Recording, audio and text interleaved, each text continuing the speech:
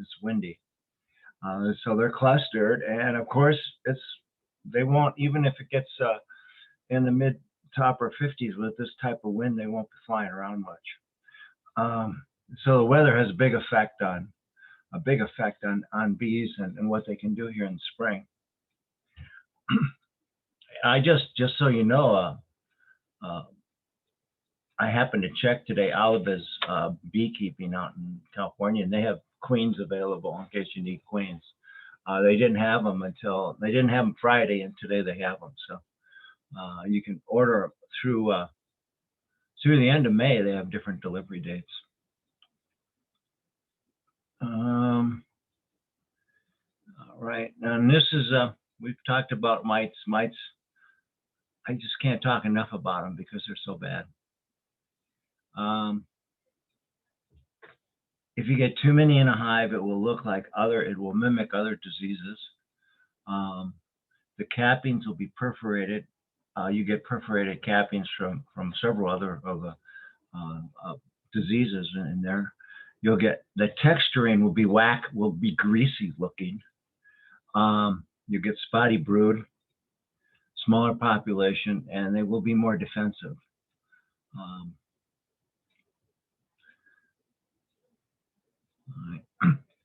These mites carry a lot of diseases besides biting and sucking out the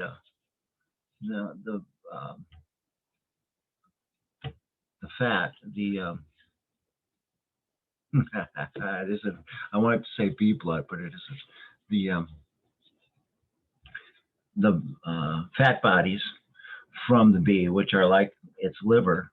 It injects a enzyme that liquefies that fat, and then it lives off of it, and which makes the bee weaker. It also puts diseases into the bee.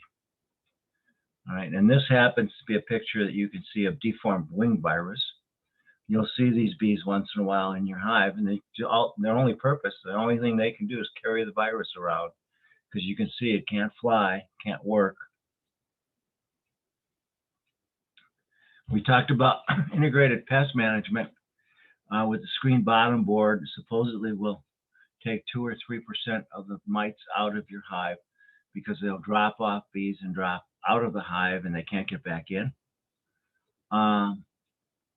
The other big one on here is drone culling, which I recommend. Drones, I have never seen a real purpose for what if they're any good in a hive themselves. Their purpose is to inseminate queens. And if you aren't into queen rearing, even if you are, these drones won't inseminate your queens, they'll inseminate someone else's queens. Obviously, somebody needs drones. There needs to be drones in the system, but not necessarily in your hives. We're going to talk about the sugar shake again, alcohol wash, sticky board. As I mentioned yesterday to Lauren, I use the sugar shake because I have dogs in my backyard. I don't want them getting into the dead bees that were alcohol washed, and I don't want to walk 100 yards to throw them away in the garbage. So, but the sugar shake, you can dump them back in the top of the hive. The bees will take the dead ones and fly them away. The undertaker bees will take those away. And the bees that are still alive that are covered with powdered sugar, the other bees will clean them off. So then we get into mite treatments. There's mite treatments we'll get into. So on extreme drone removal, I wish I could be in front of you so I could show you some frames, but a frame is, a square frame, inch wide. On the outside and bottom edges is where you'll find the drone comb, and you can typically scrape that off with your hive tool. All right.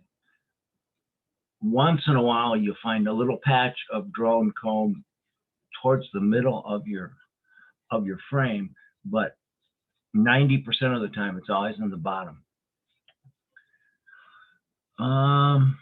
And 3 to 5 mites per 100 is what's recommended as a treatment level.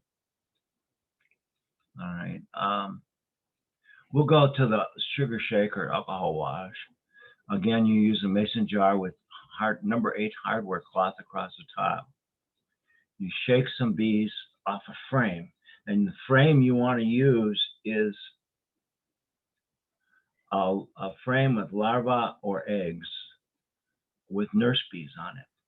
And when you shake it just suddenly like that, the bees will fly off. If you have a container, they'll drop into the container, and you can scoop them up and then put them into your mason jar. Half a cup of bees is roughly 400 bees, 300 to 400 bees, and that's what you want in your mason jar. All right, so you have them in there. You put the top on. Don't leave that mason jar outside in the sun. Take it into your house or someplace where it's cool, because they will create a lot of heat, and in the summer they will all suffocate themselves. You put a couple tablespoons of sugar, powdered sugar in with them through the screen. You shake it for about a minute. You wait about a minute. You shake it again, and then you dump it upside down and shake it onto a platform that you can spray or mist with water, and then you can count the mites rather.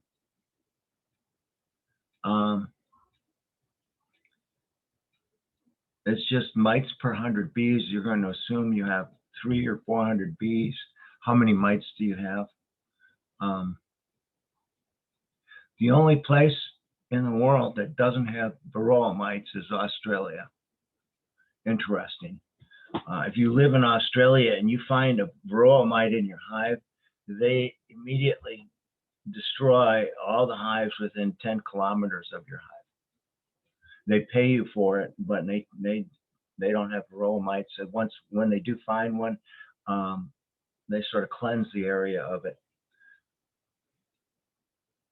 This is my wife with a chicken head thing that you put chickens in to cut their heads off of, shaking this frame of bees down into a mason jar. There's the mason jar.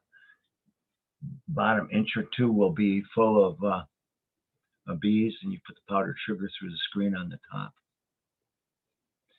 And there's what a mite looks like. I've had lots of times where there's only 2, maybe 3 mites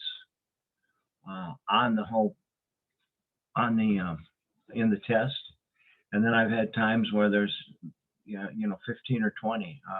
My wife and I will do it together, and she'll go, "Oh my God, look at count these."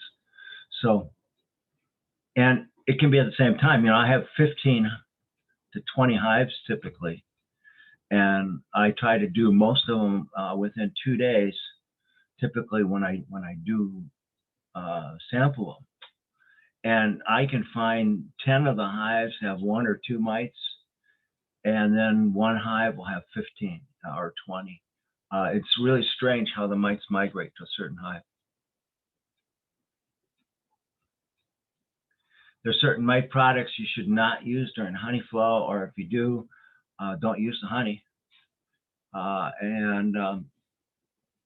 These are basically all the insecticides. The only products that you can use with the honey flow are formic acid and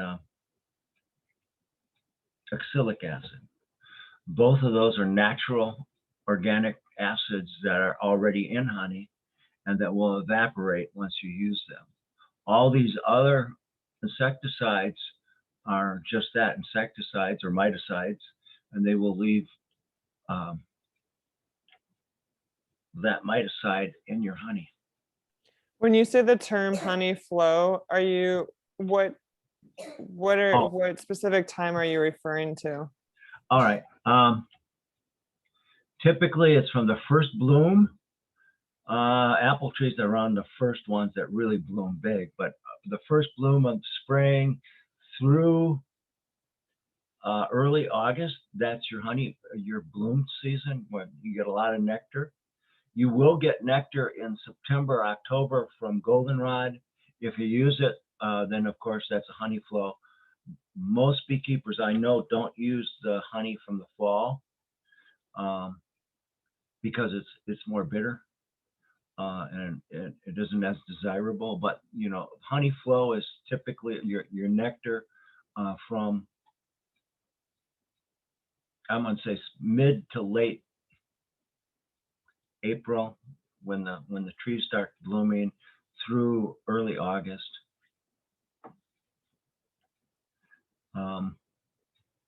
Now, like if I have a hive, and I had one last year in July that had way too many mites, I took the honey off that hive that was already there. I used a miticide because I knew I had to get rid of these mites to save the hive. And then I just left it. I didn't collect any more honey off of it during that season. All right, you can do that. And any honey that they produced was theirs for the winter. But I didn't take any for consumption.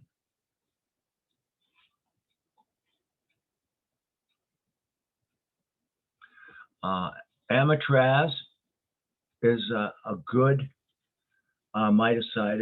It's called Apivar. You have to keep it on for like 42 to 50 days. You use 2 strips, typically in the spring or in the fall. The bees actually have to touch the strip, get the miticide on their feet or on their bodies, and then transfer it to other bees. So the bees have to walk around. Problem with Amatraz is it will cause resistance. So you could have bees that are totally mites that are totally resistant to Amatraz, and it doesn't affect them. A couple years ago at a meeting, there was a older beekeeper, older, I guess, experienced. What can I say? You know, a lot of beekeepers learn their profession by rumor and by talking to other beekeepers. So I can say, I guess. And he was talking about how he put his Apivar on every October and took it off every March, and that's how he kept his mites down. The problem with that is he's creating mite resist. He's creating mites that are resistant to Amatraz by keeping it on that long, because it's only like 98% effective. So that means there's always a couple mites that won't die from it. And that means that when they breed more mites, there's a chance that those additional mites will also be resistant to it. Not much different than the stupid COVID vaccines, you know, or the COVID virus that you get variants from that are resistant to the vaccine. Same thing happens with miticides. Some natural chemicals, the ones I'm going to talk about are the most popular, which would be formic pro acid, which is either formic acid or mite-away quick strips. They're made by the same company, or oxalic acid. The mite-away quick strips has to be greater than 50 degrees outside, less than 85 or 90. Let's say less than 90 for sure. If it evaporates too quickly, it kills bees. So you want it closer to the 50s and 60s and 70s than the top end. And so you have to watch the weather, because the mite-away quick strips you keep on a hive for a week, the Formic Pro for 2 weeks, because it's milder. So you do have to watch, be aware of the weather all the time. Oxalic acid, there's 3 methods. One is a spray, which they usually use on packages, and the other 2 is a drip or drench or trickle method, or oxidation called sublimation. Sublimation is the most effective. Drip is probably, if you have just a couple hives, it's probably the easiest for you. I believe we'll get into what those consist of. Hop guard. All right. Here is what happens, and I don't know if somebody asked what queen cells look like. I hope you can see this. And these are all queen cells on a hive. And they look like peanuts stuck on the side, and every one of those peanuts has a egg in it and is developing a queen. This happened after I used Mite Away quick strips, and it got really hot. Started a big bee kill. I'm sure it killed the queen, and the bees that were left were in an emergency mode, trying to make as many queens as possible, so they had one that survived. As you can see, there's a lot of queen cells on here. That was my first clue that I had a problem. You don't want to see this when you do it, but that's one of the concerns with Mite Away quick strips, is if it gets too hot, it evaporates too fast.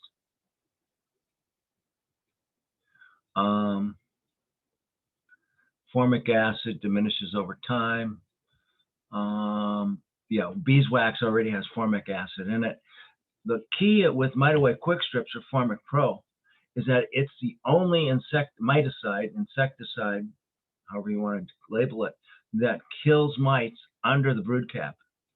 So 80% of all your varroa mite are on pupa, which are under cap cells. And this is the only way to kill those mites under the cap cells. The other ones all kill mites that are outside of the cap cells on bees. So that's why it takes so long to be effective, 50 days. High temperature causes rapid evacuation and excessive bee mortality and queen loss. That's the key. Of course, all these are chemicals, so you have to have proper equipment. Certainly chemical resistant gloves for handling formic acid. It smells bad. It's not as dangerous to your lungs as oxalic acid. All right. Oxalic acid is wood bleach. It's approved for bee applications. Interestingly enough, the company that got the EPA approvals went bankrupt. And it cost them a ton of money to get the approval, so it was sort of sad. But it's also called wood bleach when you buy it at a hardware store. So the 3 application methods, 2 of the methods are the most popular: the drench, trickle, or spray method, and then the vaporization method. Vaporization method is the most effective and the least harmful, because it only takes about 5 minutes to gas a hive. You seal the hive, you gas it, but the equipment for that is expensive, and if you only have a couple hives, probably not worth the expense.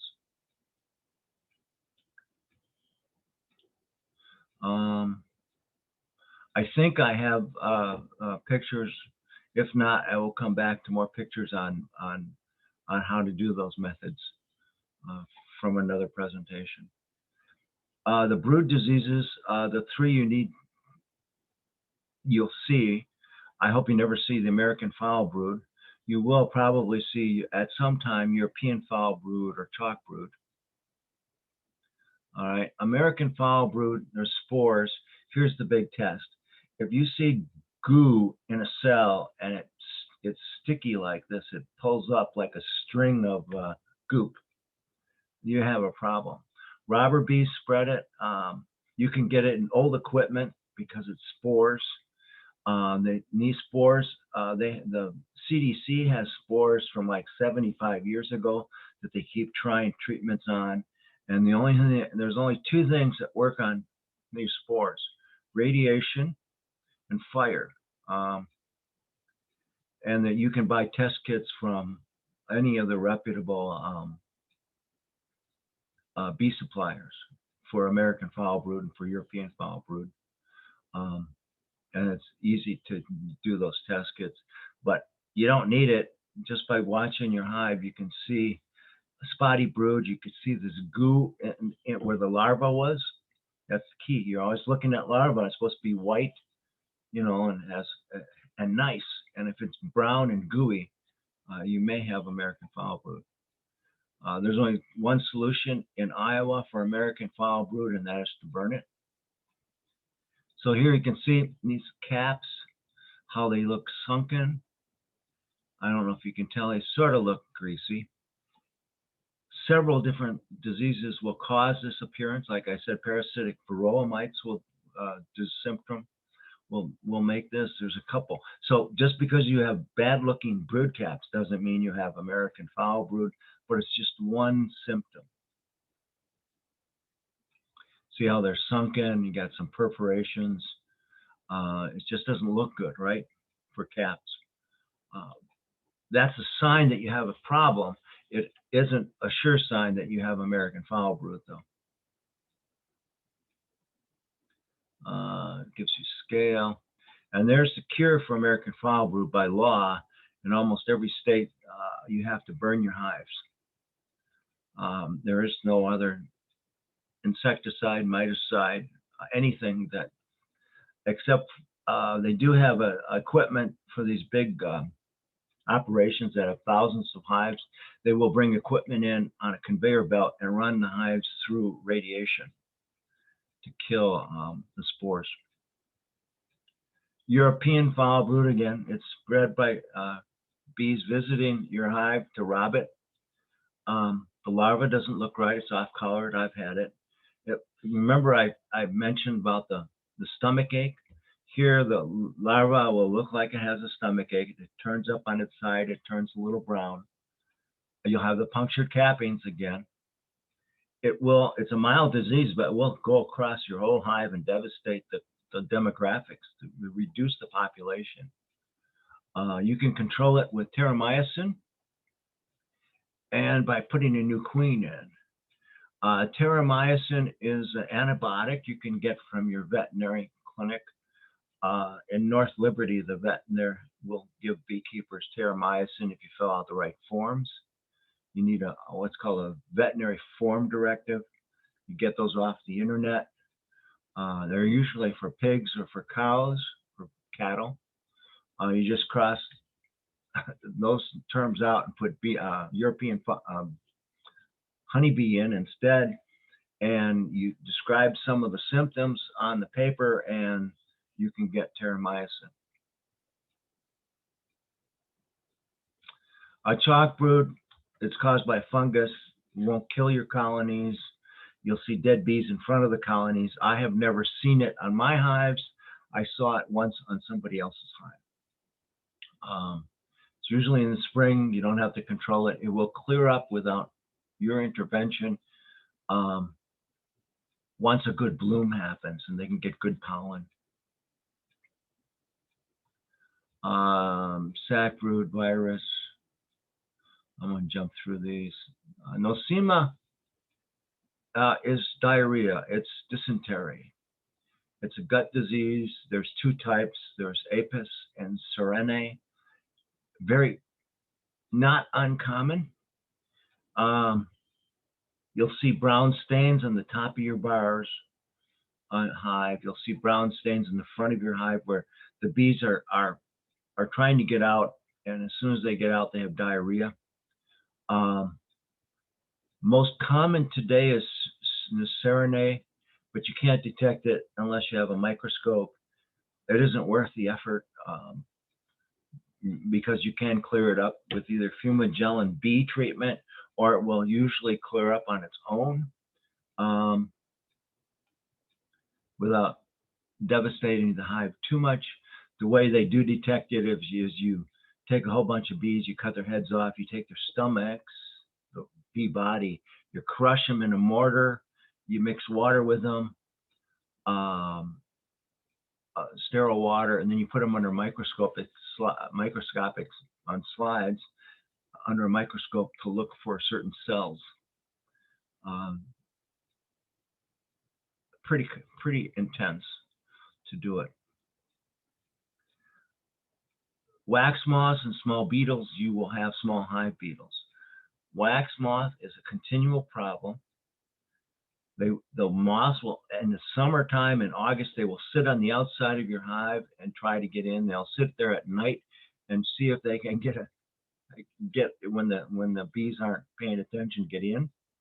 And they will destroy your wooden work if they get in and lay eggs, and those eggs pupate into worms, and the worms will eat the wood. It will eat the wax.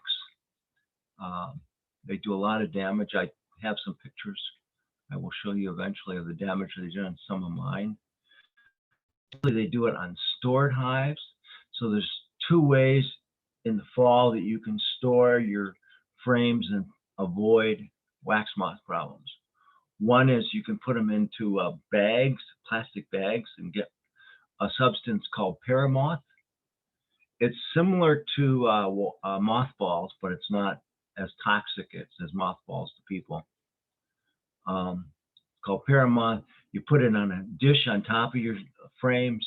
You tie the top of the plastic of your garbage bag together, and you just leave it for the winter, and that keeps any wax moth larvae in there.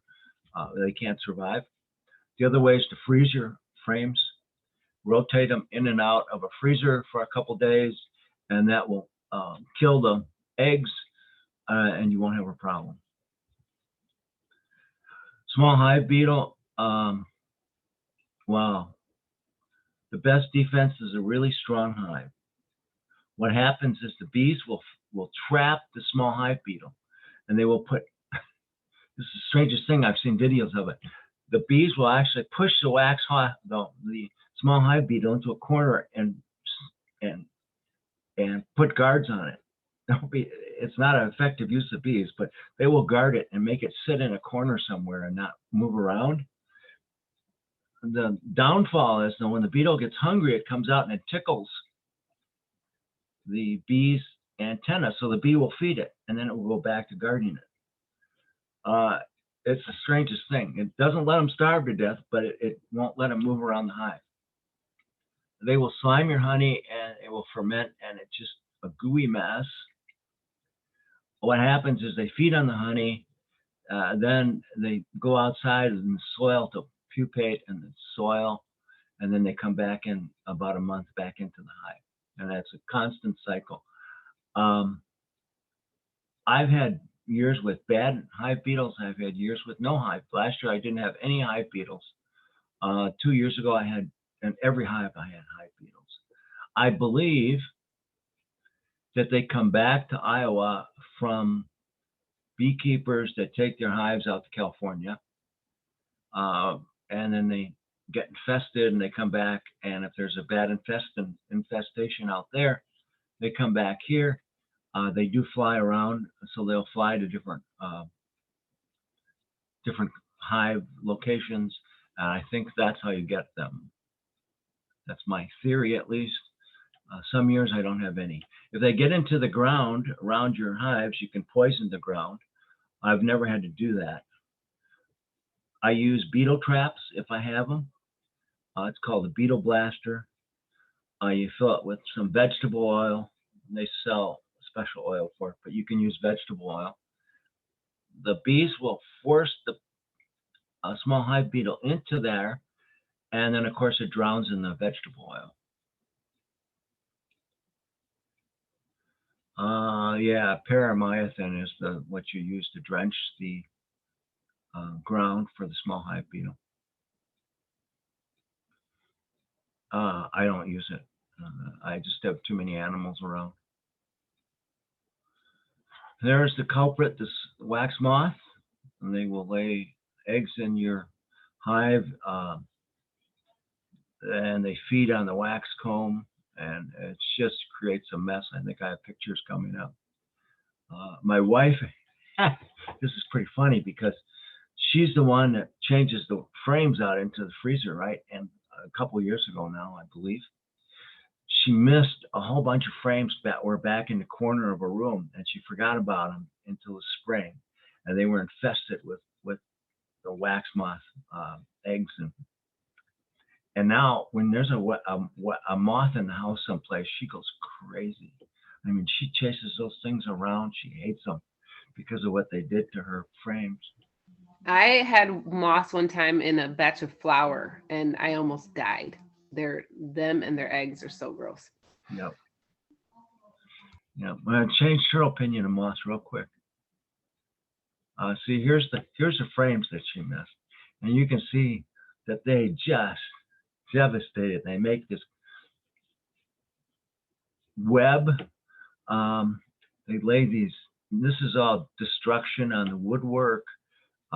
You can see they just these frames. And oh, by the way, you can't reuse the frames. You got to burn them because the bees won't go back. We've tried it where a frame just had a little bit of wax moth on it. So we put it in a hive and the bees will make comb everywhere except where there was a wax moth area. So they're useless. Now on these frames, the green ones back here are the drone comb frames. They're bigger. They make the worker bees make bigger cells just for drones. And those are the green frames I had referenced before, I think. There's that sucker. There's a hive beetle, and there's a pupid, crawling around worm.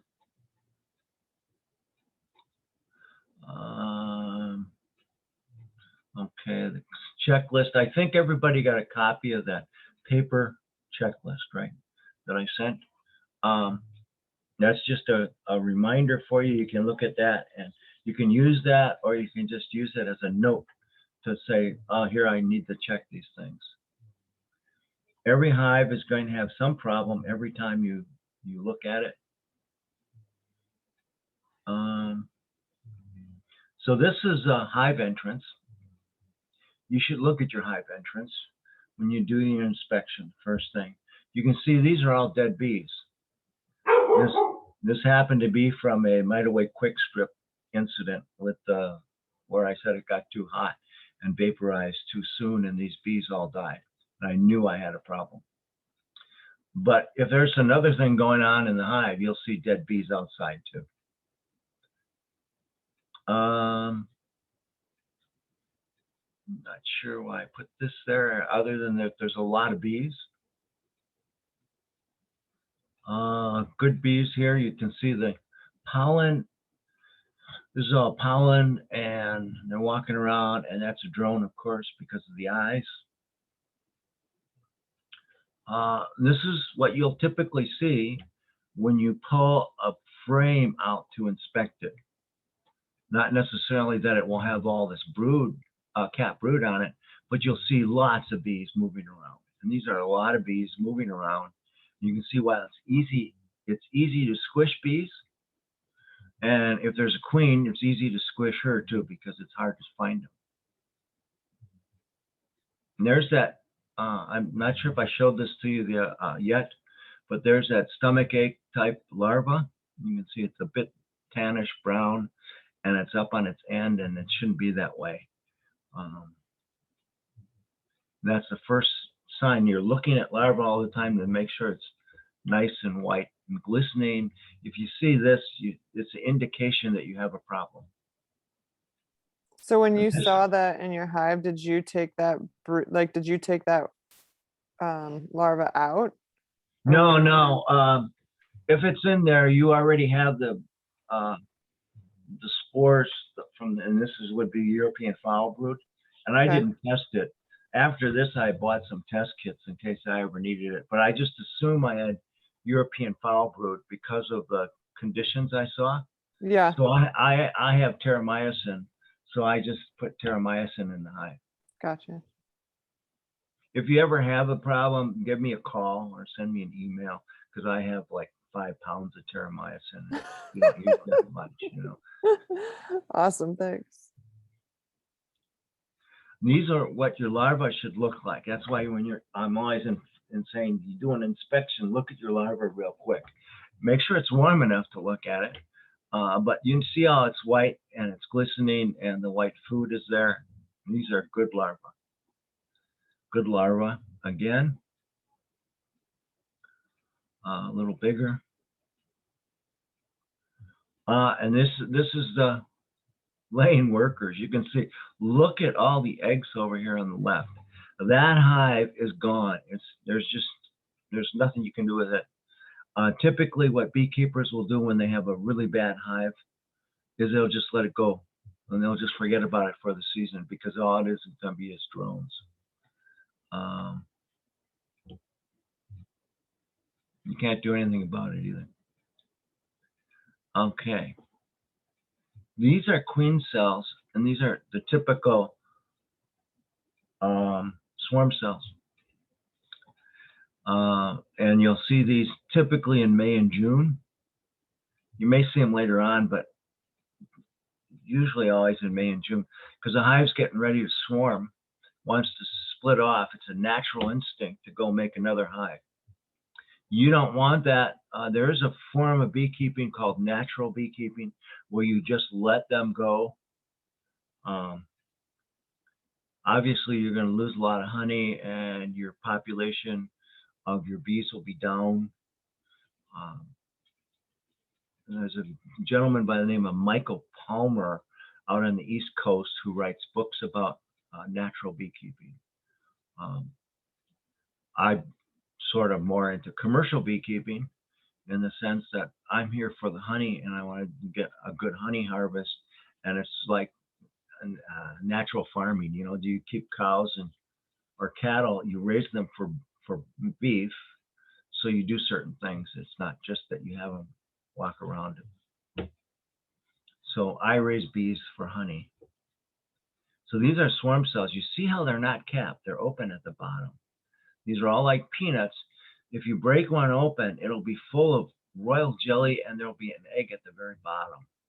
And remember, that's how they did make a queen, is with food. So they shove all this food in there, and the food generates the ovarioles in the egg as it develops.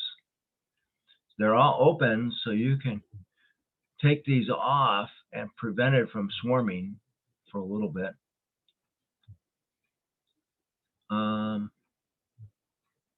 These are out of order, but this is, again, bad stuff from those darn wax moths.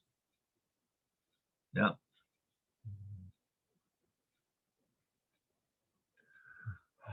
I remember mixing these up for people for almost like in one of my classes for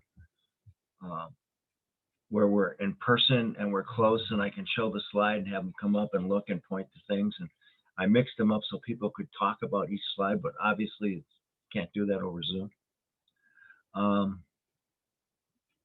Open brood. It doesn't really, the capping doesn't look that good. Could be indications of a problem. These are all drone, by the way. This is drone brood larva. This is, remember I talked about the eyes? So here the bees, and these are drone. You see how these caps, the cappings look fine. They're flat, but over here these are raised. I hope you can see that. That's a drone brood because they're a little bit bigger, so they become larger. And for some reason, you can see they're opening the caps up, and they're going to take these drone pupa out. For some reason, they think they're diseased. They could have mites, and they could be trying to get rid of them. You see the eyes are purple. That's an indication that they're older larvae, older pupa, because initially the pupa is white, and eventually it gets to be brown. There's a stage in the middle where it's purple. So you can see these are purple eyes. These that's a robbing screen that I have on this hive. You can see it's open down here and it's open up here.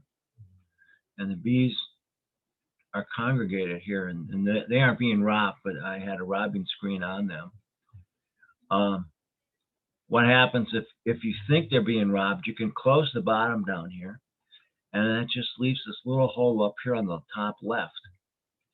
If you notice, there's a screen here that doesn't really have any bees on it. That because on the screen there's a piece of, like, I'm going to call it aluminum foil. So the bees out here can't tell what's going on behind here. Over here, this is just open hardware screen. So the bees on the outside and the bees on the inside can touch each other. Bees that are from this hive will know that they can come in and out through this top entrance. Bees that are attacking the hive won't try this entrance. They'll try to go straight through it. It's really odd how that works. Okay. This was this is a picture of a hive. I opened it up. I looked down. I said, I got to get a picture of this. This is what you'll see sometimes in a really strong hive when they're active, and you can look down, and these ladies are all busy, and you can see how you can easily squish some, and you have to be very careful pulling the frames out because they're everywhere. They're everywhere. It's almost like they're everywhere. Another picture of that, and you can see how difficult it will be to find a queen sometimes.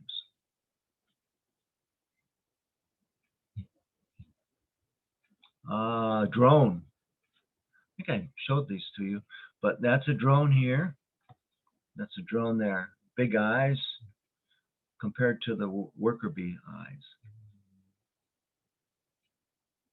And again, drone. When you open it, there's going to be bees everywhere. And I'm just trying to say, if you can look and identify if there's any drone or too many drones by the eyes. This is the queen again. Imagine all those bees moving around and a queen in the middle of it. Very hard to see, very easy to hurt her. These are chalk brood. It's a disease. Here's some mites. This is what happens when you have a real problem. Remember, I said you spray the, you do a sugar shake and you can spray it and dissolve the powdered sugar. All these little brown specks here are mites. This hive has a big problem, as you can tell by the number of mites in it.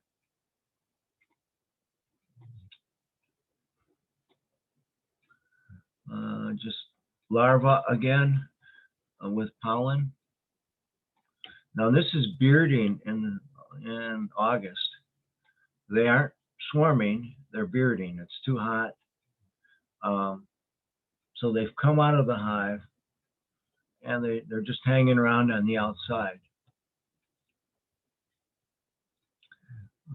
If they did this in May, then I'd be concerned they're going to swarm. But they never beard in May. It's too cool. They beard in July and August. I just did this. This bee is emerging on the right. It's coming out. The bee on the left is feeding it. And you can see the tongue there in the middle.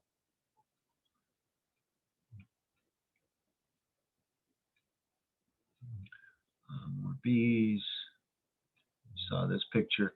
Lots of bees. Because you have a lot of bees doesn't mean it's a healthy hive. That's why you have to look at the brood. You have to look at the larvae to see if there's eggs. Because this hive could look really good, but if the queen is dead, in 2 weeks, it's going to have a lot of problems. There's a queen laying an egg. All her worker bees, her retinue is taking care of her. Again, more queen calves. And this one up on the upper left is open. This one over here is capped. You see how it's sealed?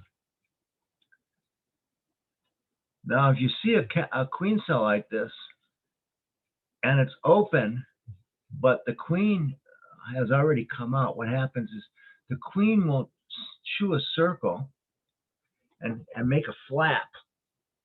And almost always, it will only chew like 3/4 of the way around. So that flap always hangs on. If you see the flap hanging on to the end of the queen cell, that means that queen has emerged and is in your hive. So you can have two queens for a short while, sometimes.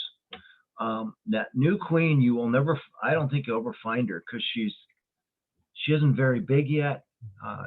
She hasn't taken her, probably she hasn't taken her maiden flight yet.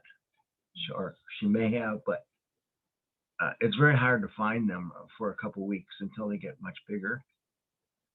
And this hive is going to swarm.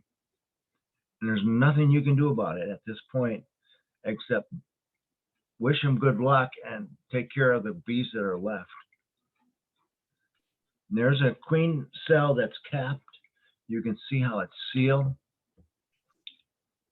When you see the queen cells, do you, or like the one here in this picture on the bottom, do you just knock those off?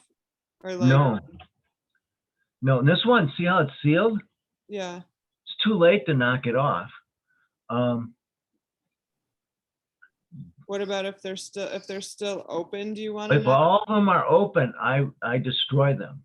Yeah, All right, because if they're open, they haven't produced the queen yet, or they haven't decided to completely swarm.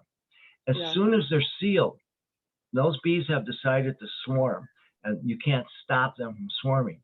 So you can either get a new queen and buy one and get ready to put her in here and then destroy all these queen cells, or just leave the queen cells there and let them make a new queen, let the new queen come out. If you're letting them let a new queen come out, you have to keep watching to make sure that within 10 days you get eggs. Because the queens will kill each other until there's only one queen left. All right, and the first queen will come out and go around to these other ones and she'll chew a hole in the side and kill the queen in there. All right, she'll do that. But if there's another queen, if a couple of them have come out within the same time, they do this piping, and I can't hear it, my wife can hear it once in a while, and they will make this little, like a high note C for a second, and then the other one will make it, and they do this piping back and forth to find each other so they can have a fight.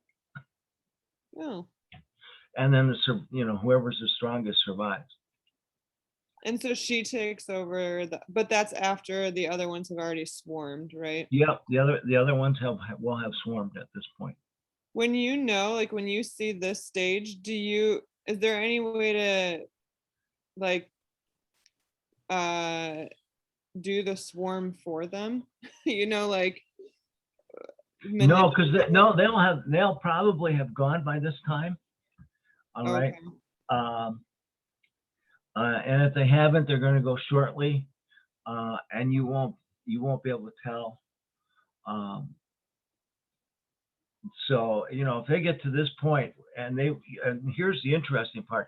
This is a swarm, what's called a swarm cell on the bottom, and these on the top are not called swarm cells. Those are like supersedure cells. If they're way up top, I don't know how high up they are in the frame. If they're in the middle, they're called supersedure, and if they're at the very top, they're called emergency cells. It's really strange. Emergency cell is when there's a queen incident. The queen died, you squished the queen, something happened, she got too old, and she just died. So it makes a difference on where the queen cell is then, right? Yes, it does.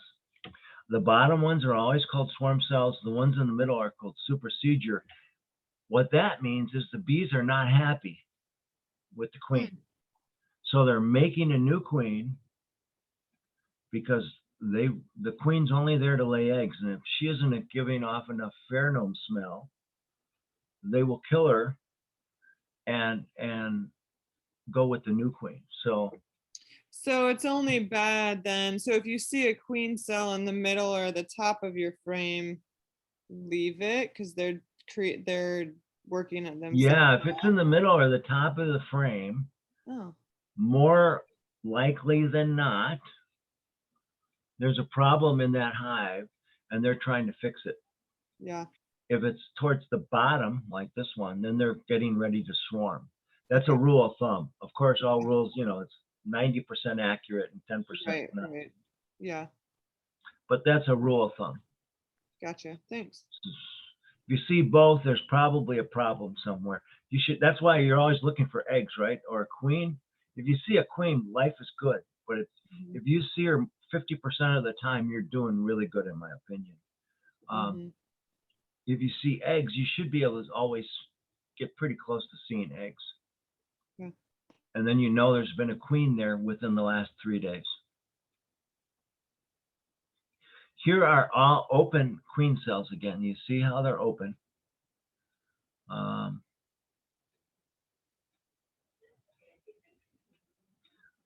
Winter prep, we'll do that later. Let's see. We have about 8 minutes. I'm gonna see if I can find that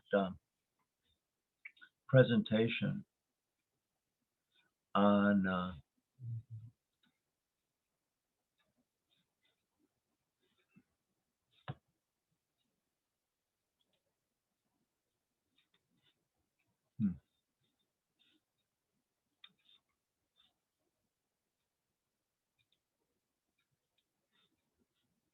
wow.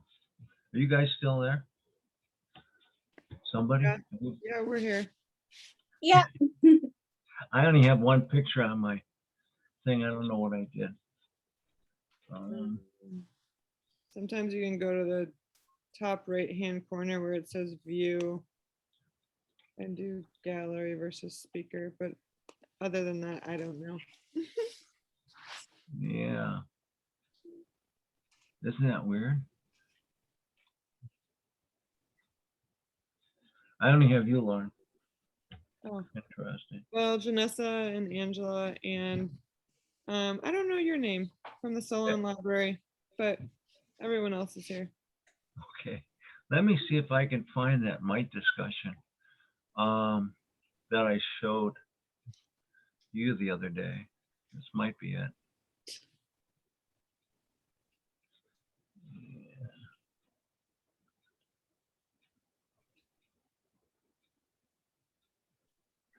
Yeah, okay. So I have it. I just have to figure out how to show it.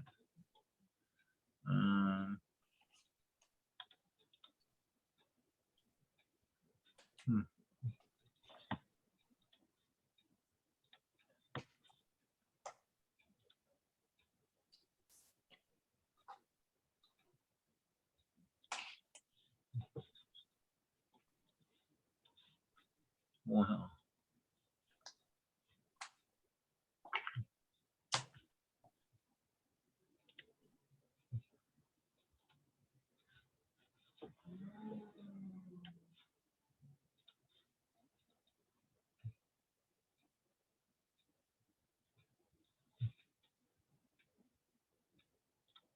Oh, you're back. So I'm gonna share a screen with you. Maybe.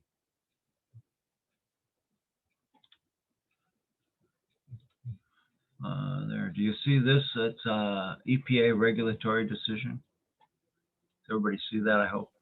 Yeah. Yeah. Yep. Okay.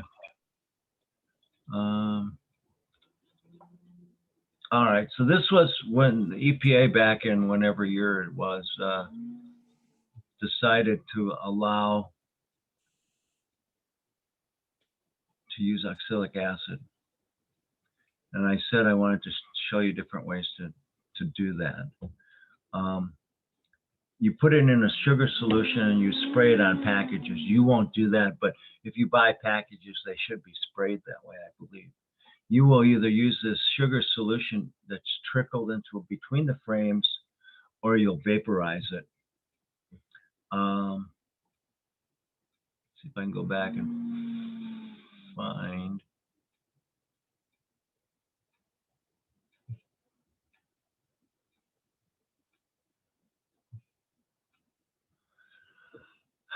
Yeah, okay, you can either trickle it, vaporize it, or spray it. The two most popular ones for you folks would be trickle and vaporization.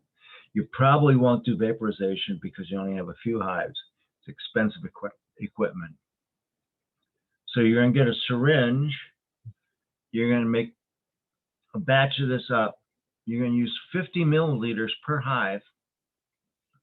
And you're gonna put 5 milliliters across each seam in the hive.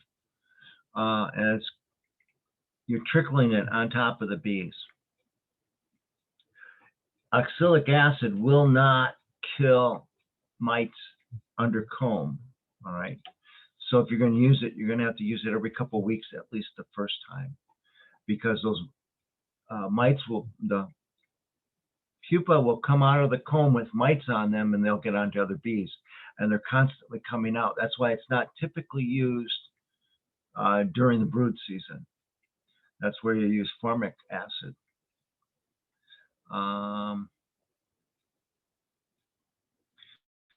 The issue is it's natural. There's a whole bunch of research.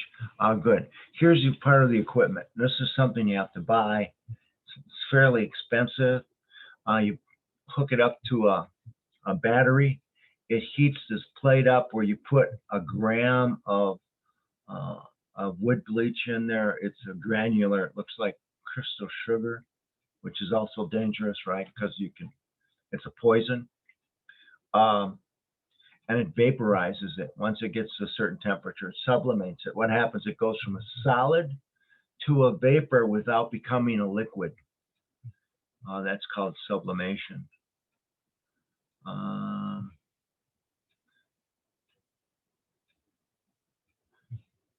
I wanted to show you, and that's it. I wanted to show you the equipment that you would need a battery. You would need that piece of hardware. I think it's like 50 or 60 bucks, and then you got to haul that around. I showed Lauren better pictures, and I'm not sure what presentation it was. Let me look here for a second.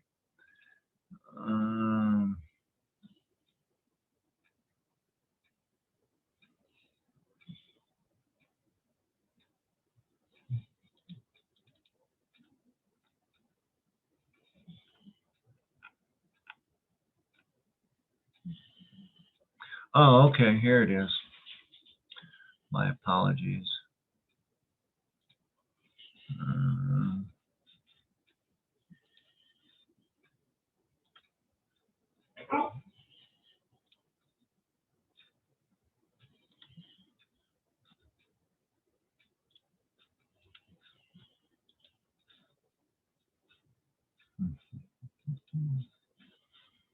Hopefully you see that. Do you see it?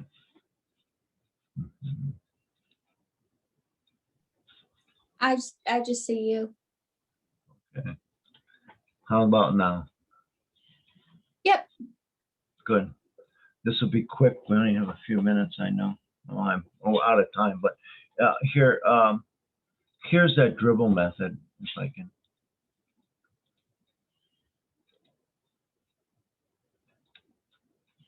So here's how you would prepare it. You get the hot water, 600 milliliters of hot water. You put 35 grams of oxalic crystals into it. You mix it, and then you add 600 grams of sugar. So it's a 1-to-1 sugar to water, and then with the oxalic acid. You're going to use this syringe, and right between the frame, the seam here between frames, you will put 5 milliliters of liquid across the bees there in each frame, and you'll use 50 milliliters maximum per hive. It coats the bees, they coat other bees, and it does kill mites on the bees. So that's the key. And for vaporization, you should go to this article. It's at beeculture.com. It's still on the web. It's called beeculture.com/sublimation. It's from the February 22nd, 16 Bee Culture magazine. It's a great article. It's the best article I've ever found that's most understandable on how vaporization is the most effective and kills the mites, and has charts and stuff. It's very understandable. If you only have a couple hives, you won't be using sublimation. But it's good information for you. And that's the equipment you use for sublimation. You see, here's that device you have to buy to put the oxalic acid. You hook it up to a battery. You got to measure it. It takes about 5 minutes per hive, but you seal the hive, you gas it, you wait another 5 minutes, and then that hive is done. But it takes a while. So I'm going to end there tonight because our time's up. And then I will see everybody on Thursday. Sounds good. Thank you, Ed. And I hope to have a session at the very end with just questions where I can go back and answer all your questions. Thank Okay. you. Great, thank you. Yep, Thank you so bye. much. Good night.